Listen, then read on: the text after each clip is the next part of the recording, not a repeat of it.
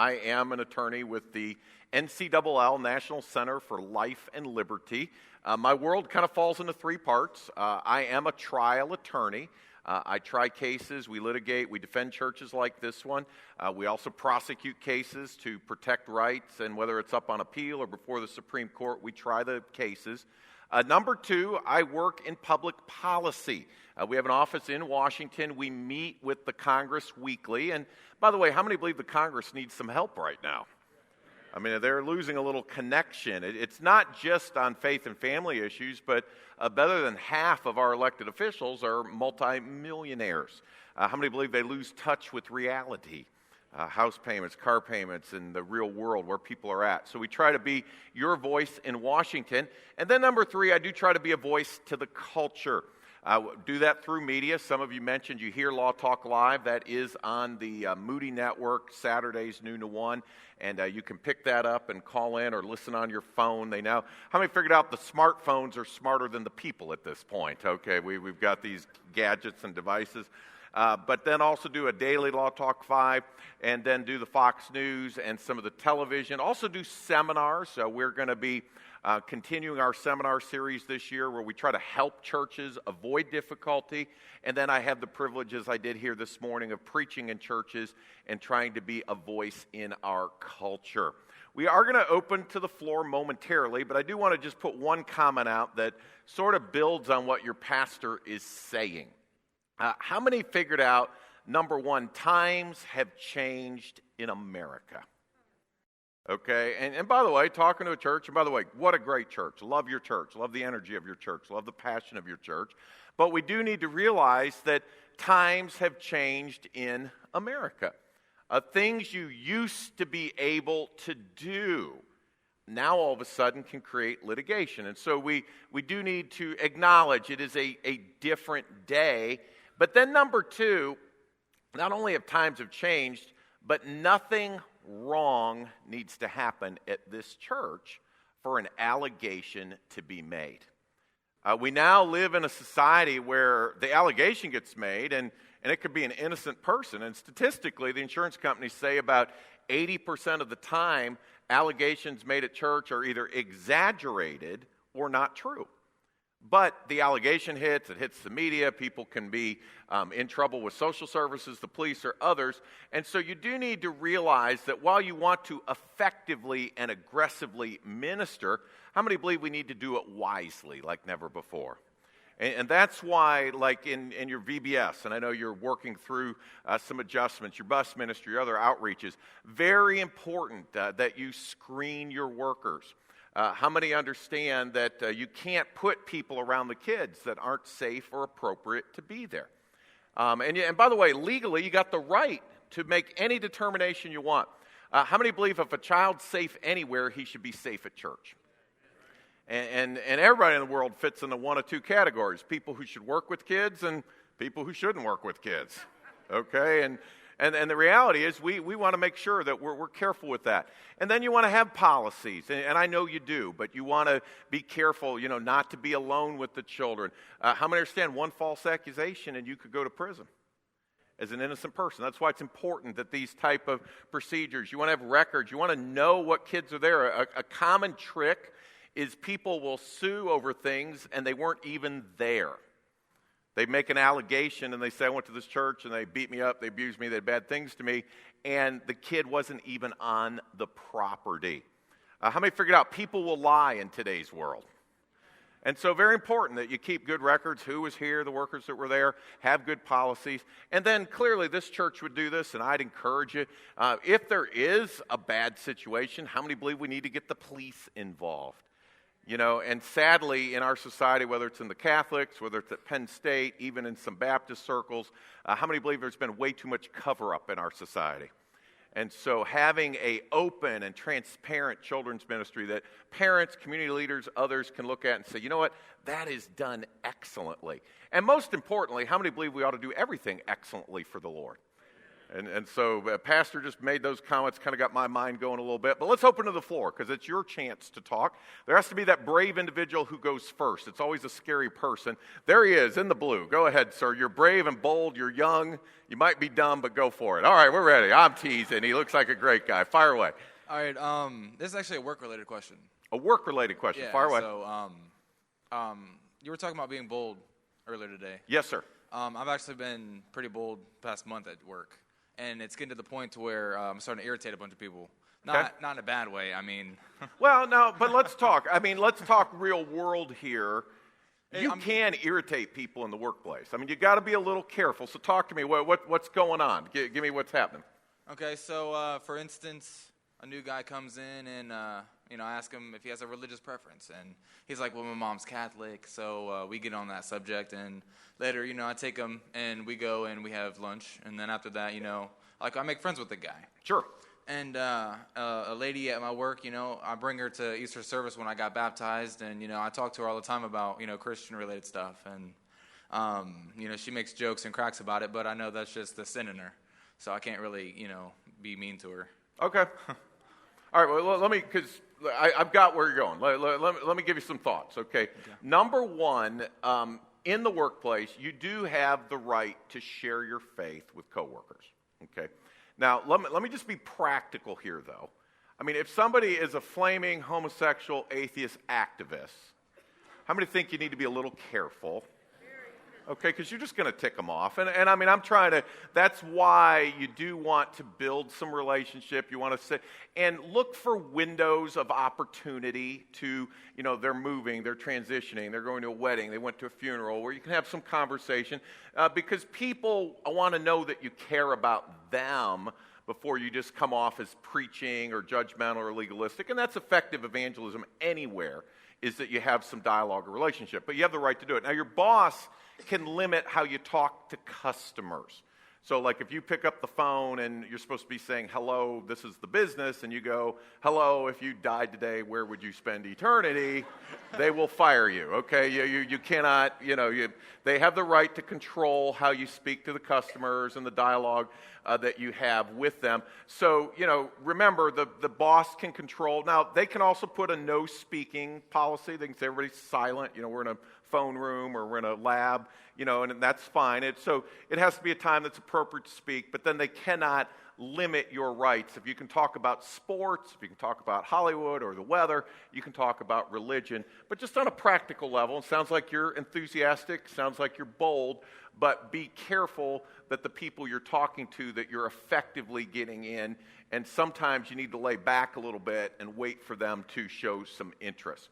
Next question. Yes, ma'am. All right, hold on. Where's my guy with the mic? Up here, brother. Run, hustle. Good, nice. Slow. All right, He looks sportier than he moves. Anyway, all right, He just got some exercise. I would have thought with that slick head he can move, but anyway, I'm sorry. The light, it's like blinding. I can't see. Anyway, no, I'm teasing.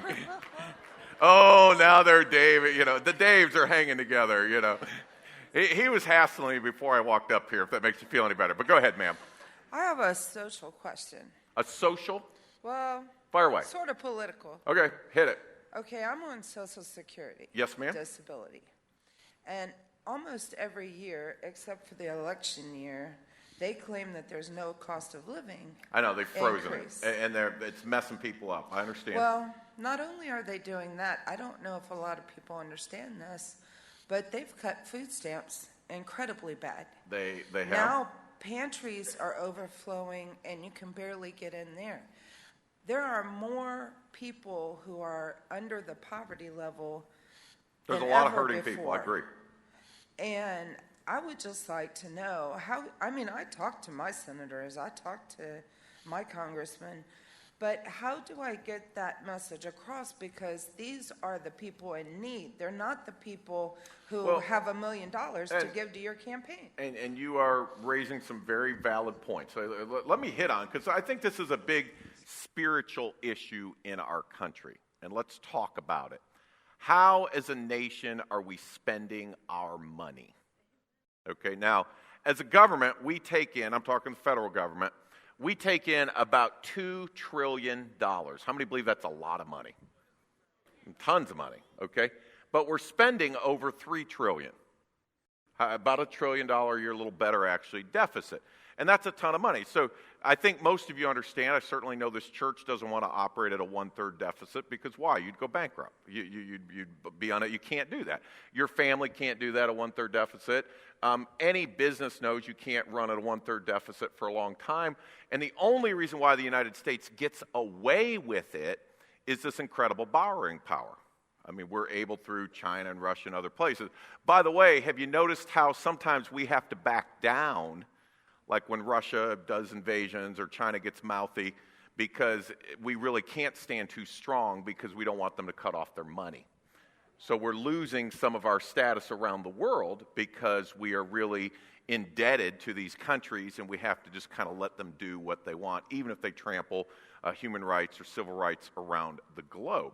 So here's the dynamic. We have this huge deficit that is non-sustainable, and we're passing it on to future generations. Now, here's the big issue, okay? Let's just put on the table. We can talk about, cutting PBS or different little things, but it doesn't make a big difference. The major areas of spending, how many believe health care is a big part of it?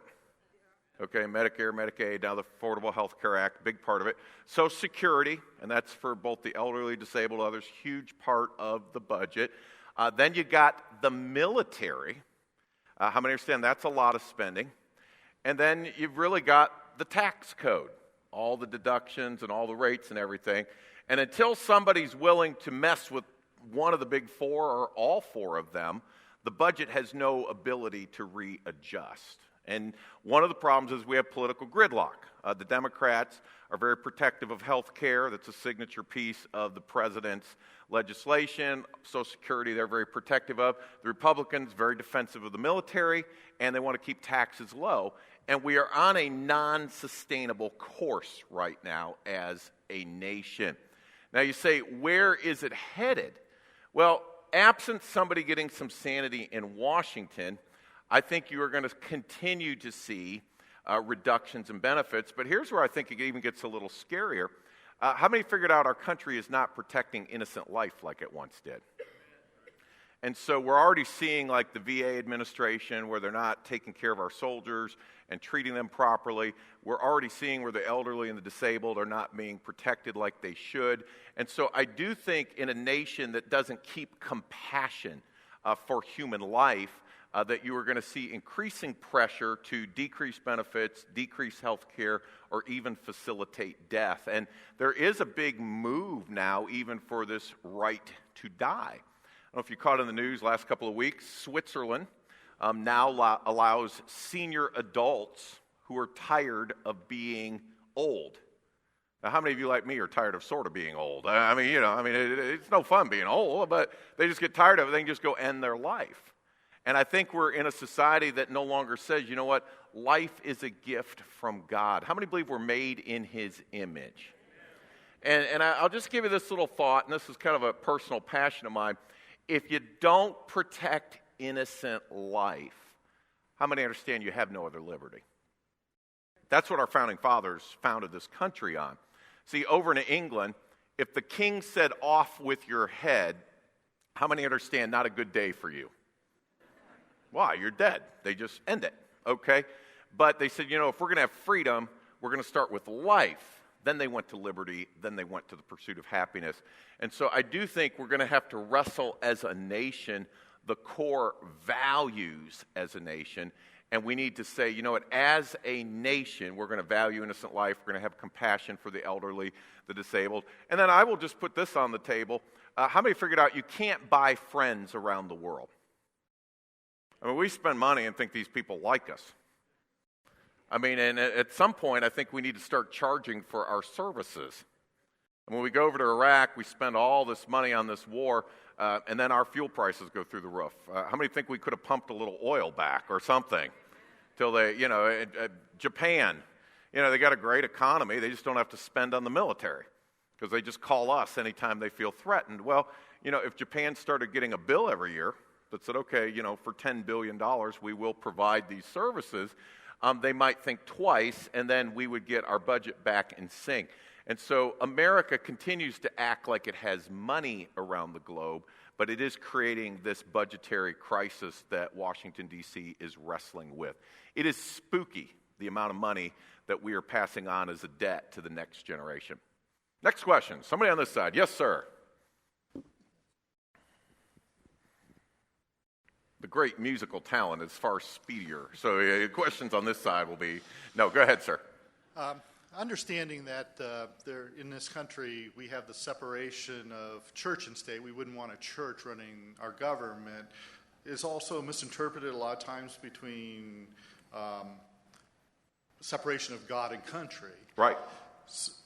As I see other cultures coming into society here, is there anything to protect the God of our fathers in the public sector? Sure. I understand personal liberties supersede this stuff where you can believe whatever you want, but as far as in the government and public, is there something that says the God of our forefathers is really the God let's of hit on a nation?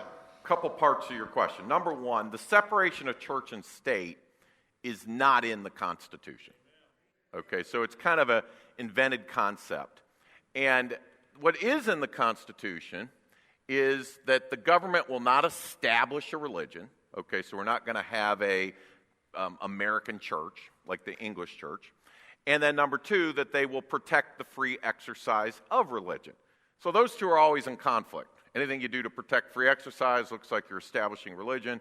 Anything you don't do to allow religion looks like you're prohibiting free exercise. So there's an inherent tension in those provisions, and a lot of the cases litigate that out. One of the arguments we made in the prayer case was allowing prayers that would mention every other deity except you couldn't mention Jesus is really the establishment of a non-Jesus religion. And by the way, how many believe there is kind of a non-Jesus religion in America? It's kind of the tolerant, easy go, no standards, immorality's okay, kind of do your own thing. I mean, there is kind of a weird religion that's popular in America. They don't call it that. Even some people call it the nothing religion. They just don't really believe in anything, but they kind of believe that's good. And so, there is always that tension. Now, what did our founding fathers intend? They always intended for the Bible to be read alongside the Constitution. Okay, they did not want to have an official church where we say this priest, this rabbi, this pastor would be the one that would officially preside over America, but they always understood that biblical principles, core Christian principles, would be read alongside the Constitution. So the idea is that traditional values, references to God and the Bible, would always be within our government. Now, up to the modern day, my argument is that we should allow diversity. We really have two choices. You ban all religion in public life. You just say no prayers anywhere, no mention of God anywhere, no mention of the Quran anywhere, no mention of anything religious. And to me, at that point, you've established a state religion. You've established kind of an atheism, non-deism approach. Or you have to have some plurality. So what I say is, for example, if you have a county commission and they invite people in to pray, if somebody comes in from the Jewish synagogue, they're going to pray according to their tradition. A Catholic priest will pray according to his or her tradition, I guess his tradition. A Baptist preacher would pray according to their tradition. And we allow that diversity as a good thing in America, but understand that we don't want the government pushing one religion at the expense of another. The problem we have in our society right now is we have a lot of whiny citizens that complain at even the mere mention of God. And it's generally one or two cranky people. Okay, and they're weirdos. I mean, the reality is, they're kind of out there, they did a little too much illegal drugs in their college years and messed with their head, and they spend their whole life trying to eliminate, any reference to God, Bible, or public religion in a certain community. And the courts have shown them great favor. We battle against them. Again, the prayer case that we won at the Supreme Court said, you know what, just because somebody's irritated with a Christian prayer does not mean it violates the Constitution. And you got to remember what the Constitution was, okay? Constitution was a contract between the people and their government. And it was understood that all the government could do is take away rights. And by the way, how many feel they have taken away a few rights along the way? And that it was really saying, no, the government is going to be limited and all rights belong to the people. One of the problems is our government has gotten so big, so expansive, so invasive, so involved in people's lives that it's far beyond what anyone ever anticipated that it would be. And so the concept of a limited government where the people then would have their rights protected was what our founding fathers were hoping for. And, you know, there's a difference in opinion. I mean, President Obama has made comments that one of the great failures of our Constitution is it does not talk about what the government must do for the people. And I think that's a philosophical difference. You know, is the government there to provide for the people, or is the government there to protect the people? I understand those are different functions. And I do think, and I'll put this out, I think there are some people that have replaced God in their own personal lives with the government. They pray to the government, they look to the government, they want the government to protect them, feed them, care for them, look after their families, train their children. And they wouldn't say they worship the government, but their mindset is so government dependent that they don't have any independence in and of themselves or any reliance upon God. Another question. All right, over there. Yes, sir. Sorry, brother, I know you were resting. Go ahead. I understand that in different parts of the country, they're trying to push Muslim law, Sharia law, yes, sir. Sharia law over our law to supersede in our judicial system. Is that going on? It is a problem. Okay, Sharia law is the Muslim type, very harsh, very Quran-driven law. Where that is popping up is in divorce courts, custody courts. We have Muslims here in the country. They get divorced or they try to get divorced. I mean, it's kind of a violation of their deal. And these Sharia principles are being wrestled with by American judges, and they don't really know what to do with them. Even in some instances, like children that convert away from Islam might be put to death. So what do? Do you let the kid go visit his father who wants to go over to Iraq and, maybe kill the kid for converting to Christianity? I mean, there's a lot of tension. And so these are often in family courts. And so some states have said, you know what, we just don't want to deal with that at all. And so they have banned any reference to Sharia law being used in the court system. But it is growing in this country. It is a problem because we are not securing our borders like we should. How many understand businessmen that want to pay taxes can't get into America? And then these people that don't pay taxes and have all this bizarre ideology are able to get into America. And you say, how does that happen? Well, it's just the way our government is not handling its immigration policy coherently. And so we are battling those issues. But yes, Sharia law is an issue and a problem. Question over here. Yes, ma'am. Dave, you got the mic in her hand? Oh, she's ready. Go ahead. Hi. I have a multifaceted question. The situation... The first one's free. We charge for the second one. Go ahead. No, it's no problem. The situation with Fellowship Baptist Church, yes, ma'am. Is that unique to Ohio, or is that occurring in all states? Is it unique to the Baptist faith or independent Baptists, or is it just across the line, Catholics, Methodists, Muslims, whatever? Well, let me answer your question both ways, okay? First of all, it is not just unique to Ohio. Every state has a property tax scheme. Some states are tougher. Pennsylvania is a very unfriendly state, just to use a neighbor. Some states are easier. Indiana, they just don't pay much attention to it, okay? So I'm just kind of, and here you are in the middle, all right? So I'm just sort of letting you know. It varies in enforcement. It varies in how the laws are written. But all states have a tax code as to where they exempt taxes. It is supposed to be uniformly applied, okay? It's supposed to be applied to all religions equally.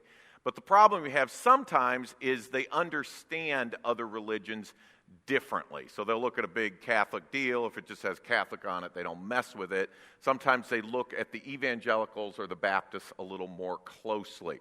The issue that will be put in Columbus next month is the use of the property. And I believe all of your property should be tax exempt. And by the way, how many agree with that statement? Okay, because it's all used for ministry. Now, if this church went and bought a Burger King just to hold as an investment, wouldn't recommend it. But if you chose as a church to do that, well, then you pay taxes on that. You pay taxes on the income, you pay taxes on the restaurant, you pay taxes on the property. Okay, so that's understood. But if it's anything that you're using in your religious, educational, charitable endeavors, it should be off the tax code. And please, or the tax rolls, and please recognize that this is an area because all of these governments are broke. And how many understand they want to push as much charitable property into the tax base as they can? And be praying that we are successful in July, just for the sake of the church and the standing, that you would be able to continue being completely tax exempt as you always have been historically. Okay, we're getting close to winding in. A couple more questions. Anybody over here? Yes, sir? And I realize you have your VBS meeting, so we're not going to go forever. But go ahead. Yes, sir. This is regarding hate crimes. Yes, sir. I'm an opinionated person, and I base most of my opinions on the Bible and what the Word of God says. Amen. And I'm wondering how far-reaching this hate crime idea is when I speak out against things that the Bible speaks out against, and when our pastor preaches it in the church. What is the direction that they're going with this? Well, they're definitely pushing it. Okay, now, let me hit a couple things. I don't think they're going to haul pastors off to jail for just preaching against homosexuality day one. Why? Because it would create a martyr. I mean, Pastor Tony, he's up here and he preaches a message. All of a sudden the police come in and they arrest him and they walk him out back. CNN's filming it. His wife, Jen, you'd be crying a little, hopefully. I mean, a little emotion would go a long way. I mean, if she's smiling, don't say anything. But basically, all of a sudden, what have you done? You've turned him into a martyr, and he's in jail. People are all upset, and it's sympathetic. Okay, I don't think they're going to do that. I think what they are going to do is they're going to chisel away at your ability to speak the truth. Okay, you say, well, how will they do that? Well, they're going to say it is child abuse. Now, that's a scary word. By the way, how many believe that's a horrible word? But it's all in the definition. You told this kid that, he was born gay. We all know that. You told him he can't be gay anymore, and you messed with his head, and he's all psychologically upset, and now he has a claim against you, and now all of a sudden the headlines in the paper is, church sued for abuse. I understand you don't get a lot of sympathy. You don't get a lot of warm media. Everybody looks at you like you're a bad person. And so I think what they're going to do is continue pounding on your freedom to do it, but they're going to start one at a time. And then once most of the religious community has flipped, then they will start saying, okay, here's the few churches that are left, and we're going to start prosecuting those pastors, taking away their tax-exempt status, and almost punishing them. A little history. Homosexual movement was a crime in all 50 states in 1961. 50 years ago, it's criminal conduct, okay? Anybody know the first state to flip? Not California, not Massachusetts, Chicago, Illinois, first state to decriminalize it, okay? A few other states followed, then the Supreme Court said you couldn't criminalize it anymore, and you say, how did the homosexuals go from being criminals to being protected? They said, we're going to get 5 areas. They said, number 1, we're going to get the media. And how many believe they did get the media? They said, number 2, we're going to get the politicians. How many believe they got the politicians? With the politicians, they get the media. Number 3, they said, we'll get big business. And if you wonder about that, look what happened in Arizona. They passed a religious liberty law, and boy, the NFL, Hewlett-Packard, all these big companies pounded on them to undo it. And they did get big business. They said, number 4, we'll get the schools. The public schools have now got all these LGBT clubs, other things, very popular to promote the ideology. And so they said, we'll get the schools. And then they said, number 5, we will get the churches. Now, as we sit here tonight, you say, they're not getting our church. And I believe that. And by the way, how many believe this church ought to stand on the Word of God? Whether it's popular or unpopular, it needs to be bold, done right. But religious community, how many figured out a lot of have already changed? I mean, it depends on where the Catholics are. I don't know about you, we're not Catholic, but you see where the Pope's making statements and things, and then all of a sudden some of these other mainline denominations, and it's looking like about 80% have gone neutral. Not all in favor, but they've gone neutral to being positive, leaving groups like this church in the distinct minority. And so I think what they're going to do is just continue pounding it. They're getting marriage rights. They're going to continue to get other rights and privileges and hiring and firing. They're just going to keep working it, and they're going to get it down to where it's about 10 or 5% of the churches. And then I do think they're going to get very vigorous in their enforcement and attacking of the churches. Okay, we're about out of time. We're going to do 1 or 2 more. Yes, ma'am. Okay. Uh-oh, you're a fiery sword. I know who you are. All right.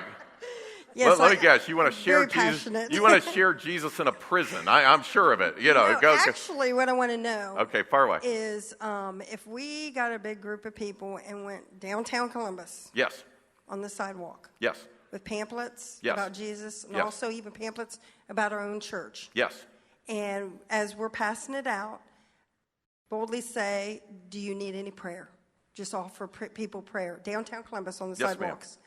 Can they stop us? Or we can continue as long as we're not pushing, but yet we're just sharing Jesus. We're showing them Jesus is what we're doing. The answer is no. They cannot stop you.